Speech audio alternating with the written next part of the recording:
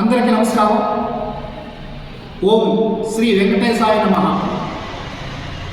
నా పేరు కొండా శంకర్ రెడ్డి, రాష్ట్ర బీసీ రెడ్డిగా కార్పొరేషన్ చైర్మన్.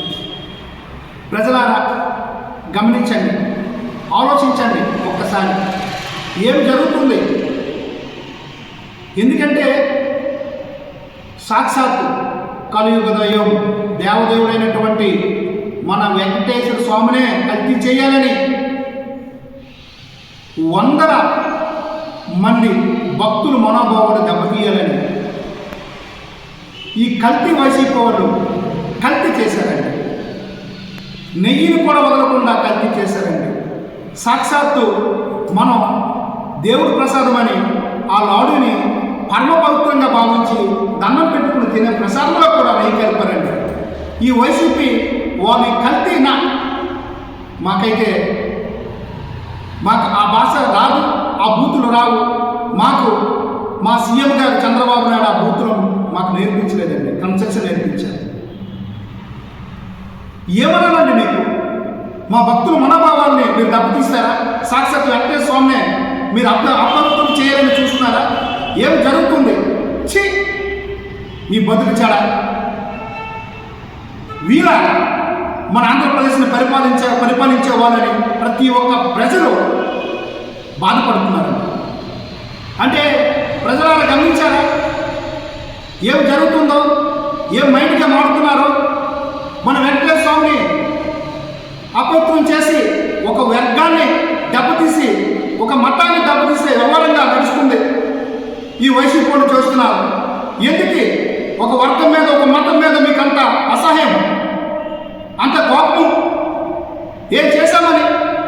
అందరూ సమానం కదా భారతదేశంలో, ప్రజాస్వామ్యంలో అందరూ సమానంగా అన్ని మతాలు, వర్ణాలు, కులాలు అందరూ ఐక్యతగా ఉండి అన్ని మతాల్ని మన సమానంగా చూడటానికి కదా మన ప్రజాస్వామ్యం ఉంది.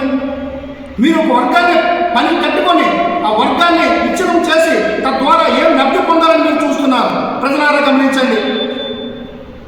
వెంకటేశ్వర స్వామితో పెట్టుకుంటే ఏమవుతుందో మీ అందరికీ తెలిసిన విషయమే.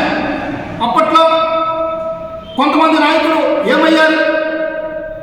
7 కొండలు కాదు 2 కొండలని చెప్పి దాని తర్వాత పరిణామం ఏం జరిగింది? ఎక్కడ కలిసిపోయారు? ఏ కాలంలో కలిసిపోయారు సంగతి మీ అందరికీ తెలిసిన విషయమే.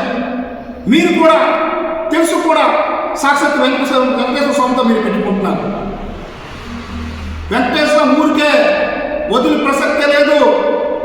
తప్పు చేస్తే పనిష్మెంట్ కంపల్సరీ ఉంటుంది.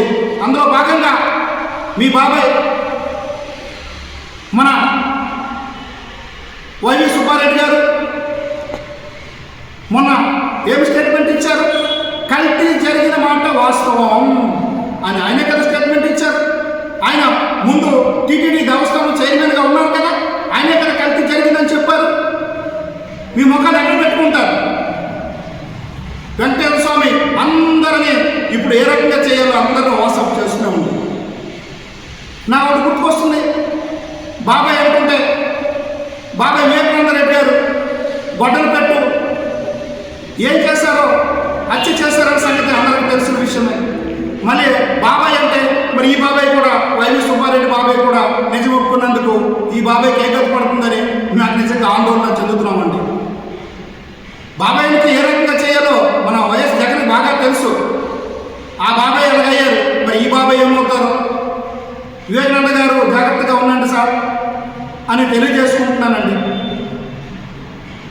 మీరు మారాలి. మీకు దేవుడు మంచి బుద్ధిచ్చి మారండి.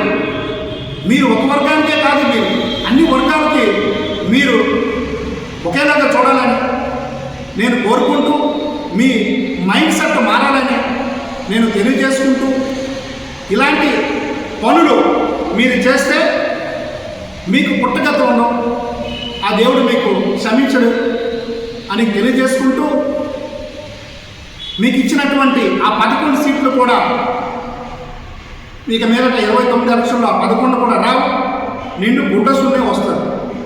ప్రజలు మీకు తరిమి కొడతారు. ఆ రోజులు దగ్గరలో ఉన్నాయి. తస్మాత్ జాగ్రత్త. జై తెలుగుదేశం, జై చంద్రబాబు.